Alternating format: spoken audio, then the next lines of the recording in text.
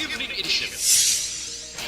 Magadulong sa inyo sang mga nagapanguna nga balita lokal, national, international, sports, kag entertainment. Aksyon!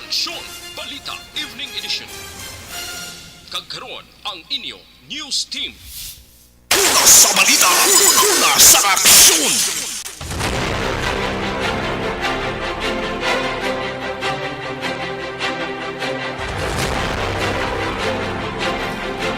Mayong gabi syudad sa Bacolod, Western Visayas, kag bugos nga Pilipinas.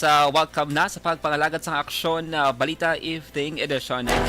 Karon nga adlaw Martes, Enero 3 sa tuig 2023. Makitan kita live sa among official Facebook page kag sa YouTube channel ang Aksyon Radyo Bacolod kag mabatian pa sa www.actionradyobacolod.com.ph.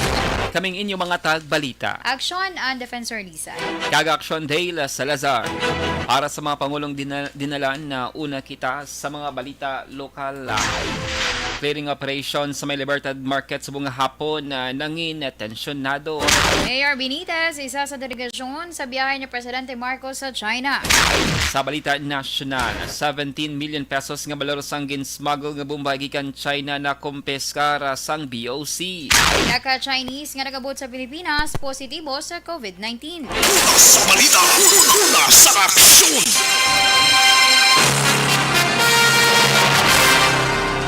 Action Radio Philippines Standard Time alas 6:02 kag karon sa detalye na sang mga balita lokal. Nagtugas ang tensyon ang clearing operations ginhimo sa Bacolod City Legal Office Enforcement Team sa bahin sang Libertad Market matapos gin-insister sa pila ka mga manugbaligya nga wala sila ginpedalom sa paghinun-ano na antes pa man nga ginpatuman ang pagpanghawan subong nga hapon. Sa interview sa Action Radio Bacolod, ginpahayag ni Yolanda Binoman, nagasabi nga Vice Chairman sang Libertad Vendors Association.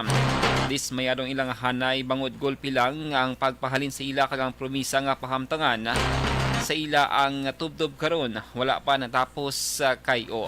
Nagalawom si Binoman nga tamdon sang lokal nga panguluhan sa Bacolod City ang ilang reklamo nga ginatan-aw dako nga epekto sa ilang negosyo nga muman ang ila ginakuhaan sang pang-adlaw-adlaw nga galastuhan.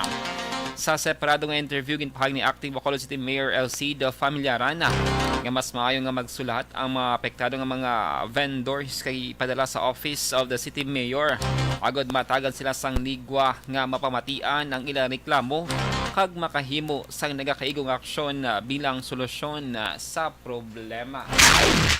Nalakip si Bacolod City Mayor Albi Benitez sa delegasyon sa Pilipinas sa state visit ni Presidente Ferdinand Marcos Jr. sa China. Sunod kay Secretary to the Mayor Attorney Carl Joseph Chu, kaupo siyang alkalde ang Presidente halin Enero 3 tubtob 6, 2023.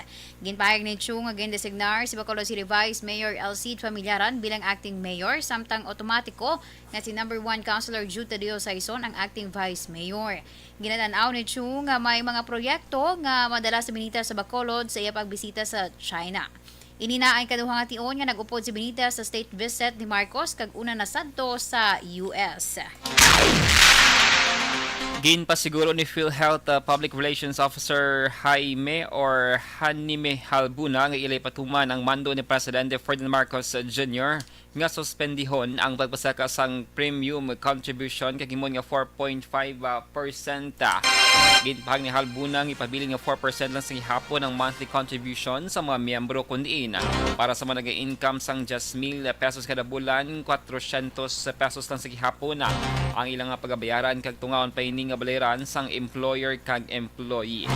Gain pa siguro man ni Halbuna nga hindi apektado ang benepisyo sa mga miyembro sa piyak nga ginsuspende ang natala nga premium high contribution. Gain pahayag sining ang premium high contribution ang nasaad sa Universal Healthcare Law kundiin dapat may dugang nga pila ka porsyento sa contribution sa kada tuig. Sa karon wala pa sang ideya sa Halbuna kung sa masud nga tuig pa ipatuman ng 4.5% o kung sundo na ang gintala nga sa layi nga sa tuig 2024 mangin 5% na ang monthly contribution. Sa iwan nga balita lokal, nagpanguna ang Negros Occidental Police Provincial Office o CONOCPO sa Unit Performance Evaluation Rating sa bilog nga Police Regional Office 6 sang 2022. Suno kay Police Lieutenant Joseph Catalogong spokesperson sang NOCPO, 11 sa 12 ka bulan sang 2022 nag-rank 1 ang NOCPO kon accomplishments kag operations ang paghahambalan. Sa bulan sang Disyembre 2022, 95.7% ang nakuha nga performance evaluation rating sang NOCPO.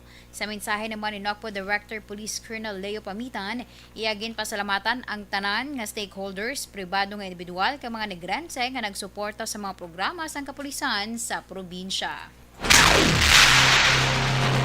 Samtang ginahulat pa sa kapulisan ang dugang nga kopya sang mga CCTV footage sa lugar kung saan gintiro kag napatay si Anoy Nuneco General Manager Attorney Danny Pondevilla sa atong Disyembre 20 sa may 16th Lacson Street sa may siyudad sa Bacolod. Ginpahag ni Bacolod City Police Office Director kag nagpamuno sang gintukod nga Special Investigation na Task Group si Colonel Thomas Joseph Martir. May mga kopya na sang CCTV sila nakuha apang malayo sa lugar kag hindi klaro ang kuha. Ginpahayag man ni Martir nga sang ilag in review ang available nga CCTV, wala sila sang may nakita nga motor riding and tandem suspect sa lugar kag may nakita ang isa ka lalaki ang naglakat palayo sa lugar apang hindi pa nila masigurado kung may kahilabtanan sa krimen na. Nagapasalamat naman si Martir sa kooperasyon sang pamilya sang biktima. Sa katapusan nga balita lokal, nasa Puan nga nagalutaw na sa sapa ang bangkay sang 17 anyos nga lalaki las 2:30 sang hapon sa Enero 2 sa barangay Minapasok sa Banwa sang Calatrava. Ang bangkay ginkilala sa kay Jeremy Baynosa kag pumulo sang Campo Train, barangay Minapasok sa Banwa sang Calatrava. Nagwa sa investigasyon sang kapulisan nga Disyembre 30 tuig 2022 pa sang nadula si Baynosa apang wala ginpangita sang pamilya sa paghangop nga nagtiner ini sa iya nga himata. Sa karon wala ginpatandog sa pamilya ang crime scene kag lawas ni Baynosa tungod sa pangabay nga ipaidalom sa autopsy nga pati yuno naman sang scene of the crime operatives agud may baluan kung may foul play sa natabo. Nagapadayon pa ang investigasyon sang kapulisan angot sa natabo. Sa balita, sa aksyon. Action Radio Philippine Standard Time, lasay sa 8 D3 Biofood. Puwerte nga ability! Kasaysayan nga gipadala sang atong mga tagpalamati sa matag adlaw nga pagpangabuhi. Suno sa ila abilidad kag kun anuman nga mga diskarte nga mabuhi, maayo man o kun hindi. Ang tawo may abilidad. Kung imo inisaksihan kag panilagan ang ability, duna kag yara nga daan sa halos tanan. Kung ano man ang imo abilidad o kung diskarte sa kabuhi, magpamati sini nga palatuntunan kay mahimo ang imo abilidad kag diskarte, hindi na makapaayo sa sinuman kag inihalit na nga imo pagahinulsulan. Puwerte nga ability, kada hapon pagkatapos ng drama, Timbangan sang Katarungan.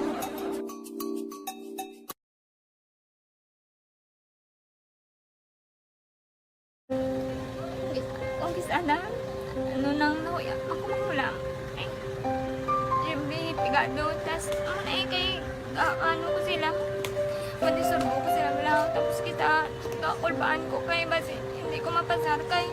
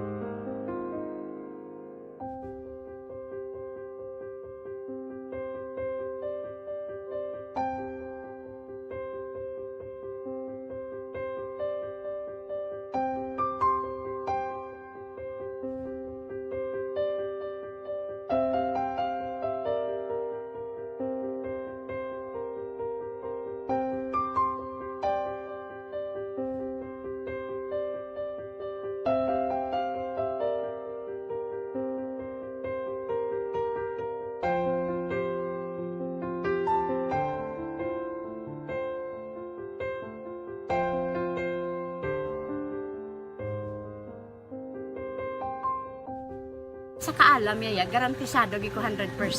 Pero ang kapigaduhon ang maginanggaduso nga do hindi yagid matuman ang handog niya. Pero permit di siya gaano sa Ang inyo. permit siya kay hinablos ko siya pero Oo. bali hindi man ko kabulig siya financially. Ti sa amo na lang nga paagi kag isa kung kisa ang bibi kung magdunganay kami sa motor sa complete gamay lang nga bagay mo lang. Gawlam sa kuno sa imo cellphone, sa imo Nahulam sa cellphone ko pero kung kisa hindi ko mamapulam kami hinablos man ko ga online man. Oo. Ikinanglan niya man ang cellphone ti kisa ga complex sila nga duwa. But so, ikaw nagpadala sang message Oo, para sa ako ano. nagpadala sang Kasi wala man siya may magamit, no? Mm. Pero sang last time, ginabantayan nyo gidman ang result na. Oo, pero may kuya monitor sa result niya, may si mama, kasi si papa, si buong ko. Bantayan nyo da kung kapanglaba ko, bantayan nyo gidayang ang babatian nyo kung nadala kami o kunwais. Nang nag-confirm na sa ako niya kung ano address ko. Doon nalipay, nagkik ko kay basis ko, nadala nagkik kami nga, may pamangkot pag daw. Oo. Kakabudlagid kun online, mas nami sa nga face to face kay kami dahil wala kami connection kay pigado lang kami tas nabudlayan sa mga gadget pero si Bong piyapin ako okay nang iskilan ako Okay, tapos kagid. gusto ko makatapos sa eskwela biskaan may COVID pa tapos ulit Tapos sa mga skila. Last time, ang na do medyo emotional ka kay gaabal mo gapanghulam ka lang phone. Anong gakatabo kung maghulam ka lang, ano, kung magklase di? kung kisana ano nang nahuya ako makulang eh siyempre pigado tas kay ano ko sila madisurbo ko sila bilang tapos kita kakulbaan ko kay basi hindi ko mapasar kay wala ko hindi ko permi makamit tapos kakulbaan ko permi kung mag-test kay may time limit tapos ang connection pa dan permi sa phone kag hindi ko masyado makita kay isa blurred man ang cellphone niya nga ginagamit ko siya wala sa kakulbaan ko permi kasi hindi mo ko madala sa tab siyempre kay isang bigado na basta kung nadala lang ko sa tab happy na ako. Minising sa high school honors student ka. Yes. Ano kang hatap ang... One, Ikaw ginang valedictorian. message ko sa mga pigado na hindi ka mo mawadan sa paglaong kag always ka mo pray kay God nga may mga tawag nga mabulig sa inyo. Biskan pigado lang kamo ka. Hindi nyo git underestimate ang inyong self. Nga biskan pigado lang kamo busilingon hindi na kamo ka pagkatapos sa eskwela.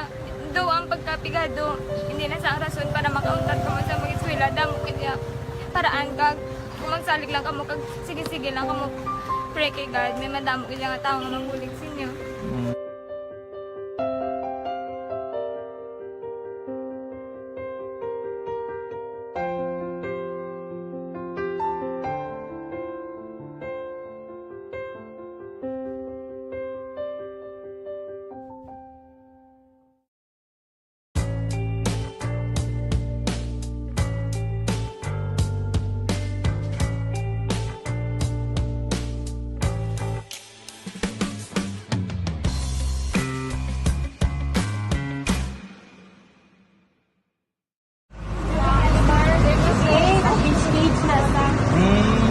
For every shared story is an inspiration for many. But it could be more inspiring if that story comes from those who are less heard. When asked about how we were able to select Mulukabok Integrated School in Sagay City as a beneficiary of the annual Balik Eskwela program, the answer is very simple. Frankly speaking, we wanted to see and experience the renowned Mulukabok footwalk in its beautiful nature.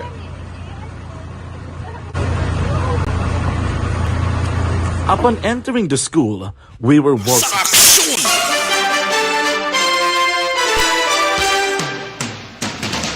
Action Radio Philippines Standard Time na 6:14.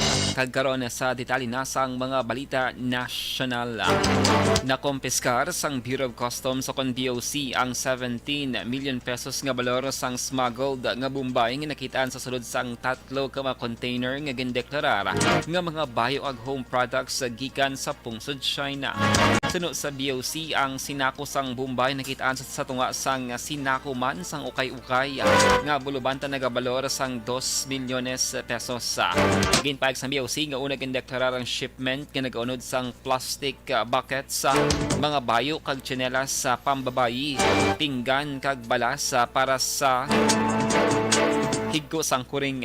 Ang mga container ginpedalam sa physical examination sadtong Desyembre 23 tuig 2022. Ginpakamalaot naman ni Customs Commissioner Yogi Filemon Ruiz ang natabo kagin pahayag nga madamo nga negosyante ang nagabayad sang husto agud mapasulod ang produkto sa Pilipinas apang may mga grupo nga nagapasulod sang smuggled nga produkto nga wala nagalabay sa legal nga proseso.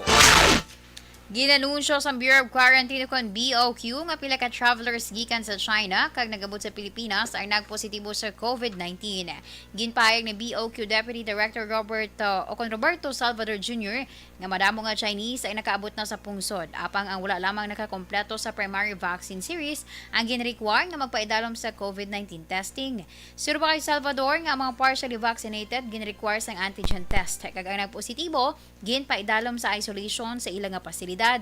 Wala naghatag si Salvador sa kadamuon sa mga travelers gikan sa China nga nagpositibo sa COVID-19 sa pag-abot sa Pilipinas, apang ginklaro nga jutay lamang ang nagpositibo. Sa balita, sa aksyon!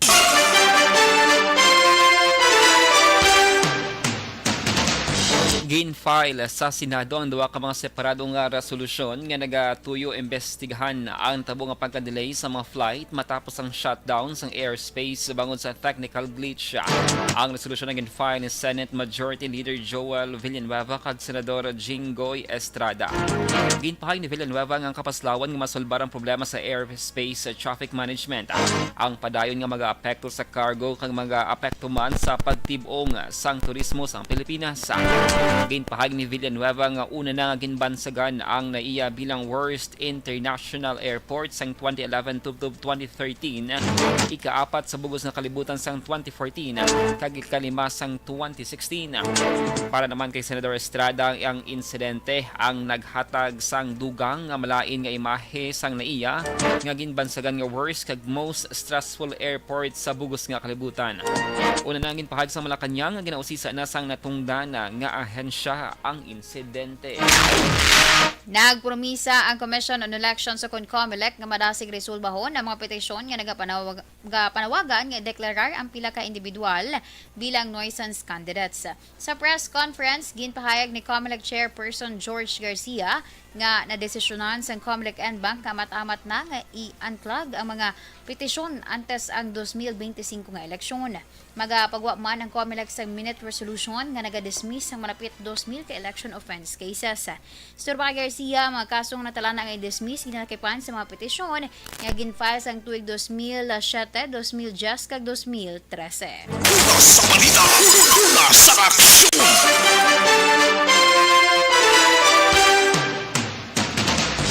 Ginpahayag sang Department of Health nga kontrolado na ang mga kaso sang anthrax nga na-record sa probinsya sang Cagayan. Sa pinakauli nga report sang DOH, wala sang dugang nga human cases nga na-record kag wala man sang dugang nga napatay sa bahin sang mga karabawa. Sunod sa DOH, ang ini nga masakit ang infection bangod sa bakterya nga makita sa duta isag ka zoonotic disease nga pwede makalaton halin sa sapat pakadto sa tawo paagiban sa direct skin contact o kon pag-inom sang kontaminado nga tubig o kon pagkaon. 3 ka mga tawo sa Cagayan ang una nga nag-positibo sa mga masakit. Nagdigad nga Desyembre 2022, may 12 ka mga suspected cases sa mga masakit.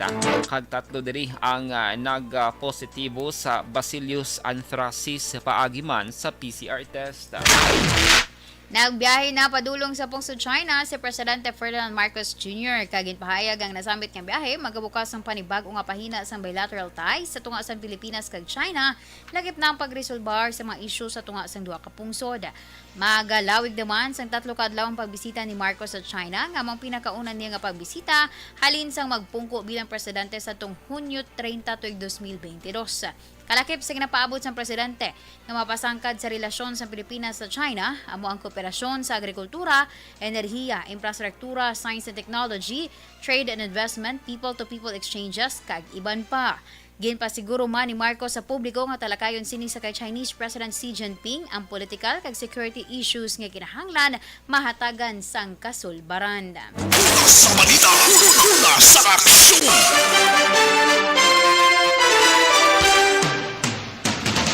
Action Radio Philippine Standard Time lasay sa 20 sa dugang pang mga balita nasyonal. Nagnubo ang kadamuon sa mga pasyente sa COVID-19 na ginala sa hospital sa holiday season.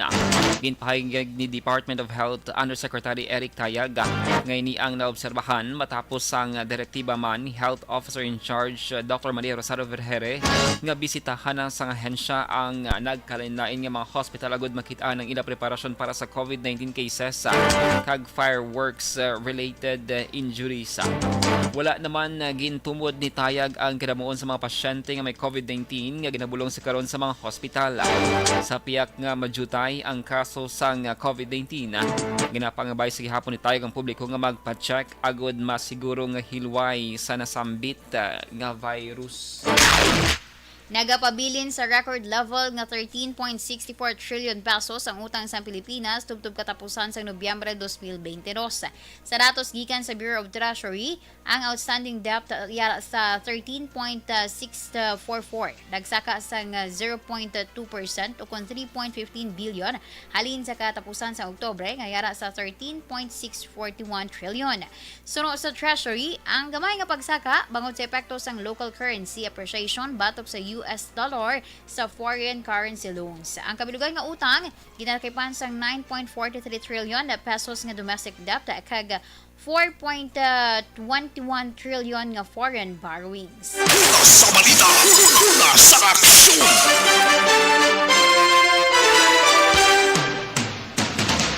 Samtang ginanunsyo naman sa Department of Social Welfare and Development o DSWD nga target sa ahensya nga mabalik ang assistance to individuals in crisis situations o kung AICS nga programa pagkaligad sang duha ka semana. Suno kay DSWD Assistant Secretary kag spokesperson Romel Lopez, ang distribution ng temporaryo nga ginpauntat bangod nagahulat pa sang i-release nga pondo para sa tuig 2023. Sa piyak sinigin pahag ni Lopez nga mahimo sa gihapon nga makaproseso ang ahensya sa ayuda para sa mga kliyente nga ang service providers ang nagakilala sa guarantee letter sang DSWD. Apang nagapabilin nga suspendido ang outright cash assistance idalom sang AICS bangod ginahulat pa ang pondo para subong nga 2023.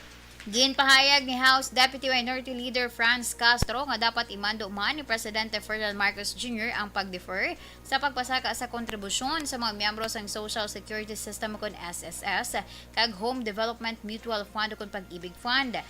Ginhimo ni Castro ang pahayag kasunod sa direktiba sa presidente nga i-defer ang premium hike nga ipatuman sa Philippine Health Insurance Corporation o PhilHealth tungod sa socio-economic challenges.